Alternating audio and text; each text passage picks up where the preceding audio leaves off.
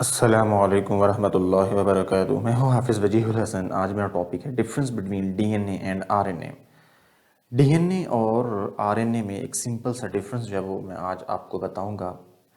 DNA basically हम बोलते हैं deoxy ribo nucleic acid and RNA को हम बोलते हैं ribo nucleic acid. DNA single stranded नहीं होता बल्कि डबल स्ट्रैंडेड होता है और आरएनए जो है वो सिंगल स्ट्रैंडेड होता है।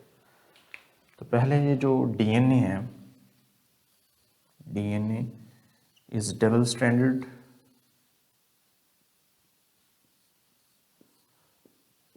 एंड जो आरएनए है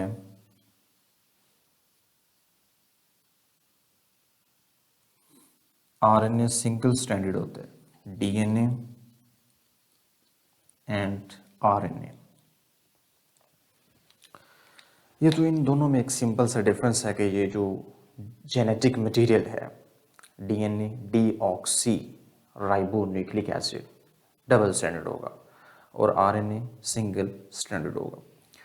लेकिन इसे डीऑक्सी राइबो न्यूक्लिक एसिड क्यों बोलते हैं, पहले हम ये डिस्कस करते हैं। ये जो डीएनए का थ्रेड आपको नज़र आ रहा है, ठीक है, ये इस थ्रेड में एक शुगर प्रेजेंट होती है, इसे हम बोलते हैं पेंटोज शुगर। 5 कार्बन की ये जो शुगर है इसे हम राइबोज बोलते हैं। लेकिन डीएनए में ये जो शुगर है ये राइबोज नहीं होती बल्कि डीऑक्सी राइबोज होती है। ये sugar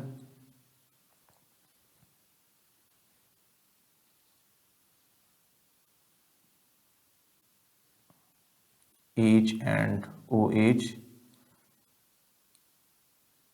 H and H, H and OH, CH2, OH and H।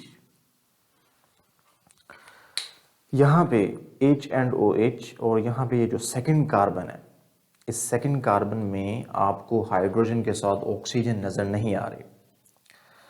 यहाँ पे ऑक्सीजन की एब्सेंस की वजह से इस शुगर को हम डीऑक्सी बोलते हैं, डीऑक्सी। वैसे इस शुगर का नाम है राइबोज शुगर। पेंटोज शुगर होती है, पेंटोस 5 कार्बन वाली, 5 कार्बन, जिसमें 5 कार्बन होते हैं, उस शुगर को हम 5 कार्बन पेंटोज शुगर का नाम देते हैं, राइबोज। लेकिन यहाँ पे चूंकि ऑक्सीजन प्रेजेंट नहीं है सेकेंड कार्बन पे, इसलिए इसे बोलेंगे डीऑक्सी राइबोज। तो ये जो डीएनए है, ठीक है, डीएनए, ये एब्रीविएशन है डीऑक्सी राइबो न्यूक्लिक एसिड का। तो डीऑक्सी राइबो तो हो गया शुगर के लिए, ठीक है, क्योंकि इसमें ये जो पेंटोज शुगर आपको मैंने बताई है, ये जो पेंटोज शुगर है इसमें ऑक्सीजन प्रेजेंट नहीं होती एट सेकेंड कार्बन। चूंकि ये ऑक्सीजन यहाँ पे नहीं, इसलिए इस शुगर का नाम है डीऑक्सी राइबोज, ठीक है। तो डीएनए में इसको हम इस्तेमाल करेंगे डीऑक्सी राइबो। अब इसे न्यूक्लिक क्यों बोलते हैं? न्यूक्लिक इसलिए बोलते हैं कि सेल के न्यूक्लियस के अंदर प्रेजेंट होते हैं, न्यूक्लिक, ठीक है। और ये जो सेल है इसके न्यूक्लियस के अंदर, इसके न्यूक्लियस के अंदर जो जो क्रोमोसोम्स हैं इनमें डीएनए होता है, इसलिए हम इसे बोलते हैं न्यूक्लिक, न्यूक्लिक। अब ये जो A for acid, ribo nucleic acid and deoxy ribo nucleic acid, तो एसिड क्यों इसे हम बोलेंगे? ये जो डीएनए का थ्रेड आपको नजर आ रहा है, ठीक है, इस थ्रेड में ये शुगर मॉलिक्यूल्स प्रेजेंट होते हैं। डीएनए और आरएनए के इस थ्रेड में शुगर मॉलिक्यूल्स, इनके दरमियान फास्फोरिक एसिड प्रेजेंट होते हैं। फास्फोरिक एसिड दो शुगर मॉलिक्यूल्स के दरमियान एक केमिकल बॉन्ड बनाता है, जिसकी वजह से डीएनए और आरएनए दोनों की नेचर एसिडिक होती है, इसलिए इन्हें हम बोलते हैं deoxy ribo nucleic acid and RNA को बोलते हैं राइबो न्यूक्लिक एसिड। तो ये जो शुगर है, दो शुगर मॉलिक्यूल्स के दरमियान फास्फोरिक एसिड केमिकल बॉन्ड बनाता है H3PO4। यह है फास्फोरिक एसिड।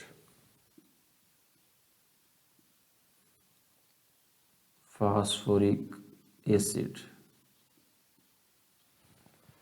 फास्फोरिक एसिड दो शुगर मॉलिक्यूल्स के दरमियान जो केमिकल बॉन्ड बनाता है, इस वजह से डीएनए की नेचर एसिडिक होती है। इसे डीऑक्सीराइबो न्यूक्लिक एसिड बोलते हैं।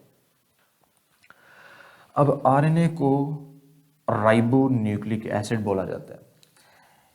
अब इसे राइबो न्यूक्लिक एसिड क्यों बोलेंगे? क्योंकि ये जो शुगर आरएनए के थ्रेड में प्रेजेंट होगी, यहाँ पे ऑक्सीजन प्रेजेंट होगी। इस ऑक्सीजन की प्रेजेंस होने की वजह से अब हम इस शुगर को राइबोज बोलेंगे, राइबोज, डीऑक्सी नहीं बोलेंगे। तो इसलिए हम आरएनए को बोलते हैं ribo nucleic acid. Nucleic acid again ये न्यूक्लियस के अंदर बनता है फ्रॉम डीएनए, ठीक है। डीएनए से ही ये ट्रांसक्रिप्शन का एक प्रोसेस होता है, उस प्रोसेस में डीएनए से आरएनए बनता है। तो इसमें भी वही शुगर प्रेजेंट है, सिर्फ यही है कि सेकंड कार्बन पे जो ऑक्सीजन है ये लाजमी प्रेजेंट होती है, इसलिए हम इसको बोलते हैं राइबो न्यूक्लिक एसिड। और इसमें भी जो शुगर मॉलिक्यूल्स हैं, sugar molecule adjacent sugar molecules, एक शुगर मॉलिक्यूल ये है और एक ये है, इन दोनों के दरमियान फास्फोरिक एसिड केमिकल बॉन्ड बनाता है H3PO4। तो ये जो फास्फोरिक एसिड है ये इन शुगर मॉलिक्यूल्स के दरमियान जो बॉन्ड बनाता है, इस वजह से आरएनए की नेचर भी एसिडिक होती है, इसलिए इसे हम राइबो न्यूक्लिक एसिड बोलते हैं।